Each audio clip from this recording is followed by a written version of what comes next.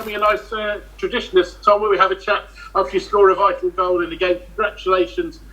You must have dug deep as a group of 11 today to get that. You looked out on your feet at the end, but what a win. Yeah, no, thanks very much. I think more than the 11 today. It was a tricky sort of game. It was never going to be a spectacle with the conditions, but the boys did everything. The whole squad, staff, everyone really dug in today to find a way of winning, and I think that's the most important thing in a game like that. I know when I spoke to Michael Appleton early in the season, he felt at times, I know it's not necessarily yourself, but as a young squad in general, that when you went behind that you maybe beat yourself up a bit too much, but not today. A great response. It was a great goal from them, but a great response to score within, about 90 seconds of their goal.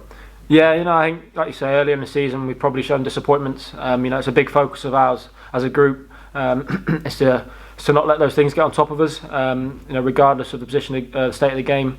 And I think, we did that against Accrington the other day. Didn't show disappointment and came back into the game. And, obviously to do it so quickly obviously helps today. And, I think that's testament to the character in the group and how we're building throughout the season. We thought it was a pretty special pass from George Grant to get Lincoln moving on Wednesday for the goal against Sunderland. It wasn't a bad pass to you, was it? No, exactly. I think I've probably running out of things to say about George. I think I've said it so many times in interviews this season. With the quality that he has, and for me, it's obviously I'm very fortunate to be on the other end of that, and long may that continue. It looked like you had very much in your mind exactly what you were going to do as soon as you got onto it, because their defender showed a bit of pace. You held them off, and you had in your mind what you were going to do with the ball. Yeah, no, I've been in that position now. Actually, I think the last couple of games, I've been running in on my supposed strongest side, my left side, and I've sort of not really worked the keeper well enough. So I was pretty adamant what I was going to do should that chance come again, and thankfully it did today, and I managed to sort of execute that. If I'd say a little bit towards the end, some might say you rode your luck with some of the chances they have, but I guess that's what happens in the season. Sometimes you have to accept that other teams have chances that maybe they don't take. Yeah, of course, and I think when they're throwing everything at it, you're going to have to ride your luck, and the boys from back to front stood up to that today, and yes, a little bit of luck, but there's games where the luck will go the other way, and today it's gone ours, and thankfully we made the most of that today and take 3 points. But I'm sure there'll be other times, and there's stuff we can improve on for sure. But you take that luck when it comes. And you really looked as a group of players first of all like you had to dig deep. This is your third game in less than 6 days. Yeah, no, exactly. Games are coming thick and fast. That's not going to change. So recovery and sort of time between games is going to be key for us to sort of rest and recuperate. And it's going to take hard work and guts to get through games like that. And we've done that today. And we need more of that.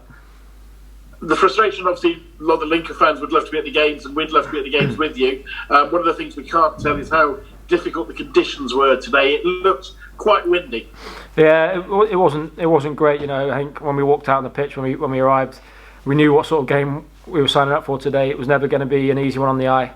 The pitch wasn't perfect, but it's the same for both teams. It was windy, and it's how you manage those conditions and manage the game throughout. When we find ourselves 2-1 up as well, it's important to sort of to learn that. And as one of the more experienced ones, I think I sort of said to a couple of the boys towards the end, let's play the percentages now and see this game out.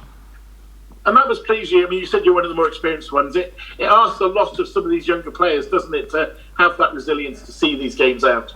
Yeah, no, absolutely. The younger boys who've come into this group at the start of the season or throughout, they've stepped up every time questions have been asked of them. Everyone here is buying into everything. We're learning each week about each other even more and more. It's only going to help us improve. And when questions are asked, we've got to keep stepping up to that. And I don't know if you know this, but by our reckoning, only 2 of your rivals of Peterborough today and Sunderland have won today. Elsewhere in the top 10 teams, Plymouth have drawn. Oxford have drawn. Charlton have drawn. Hull drew, and they conceded their goal in the 108th minute of the game.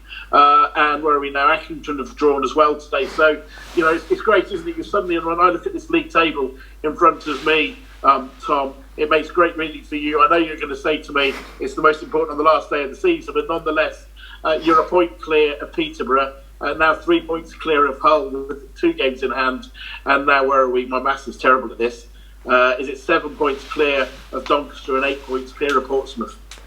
Yeah, no, without trying to give you all the stereotypical answers to a question like that, we've obviously put ourselves in this position through hard work throughout the season, and that's not going to change. Expectations are there because of the performances we've put in, so that's up to us to manage that.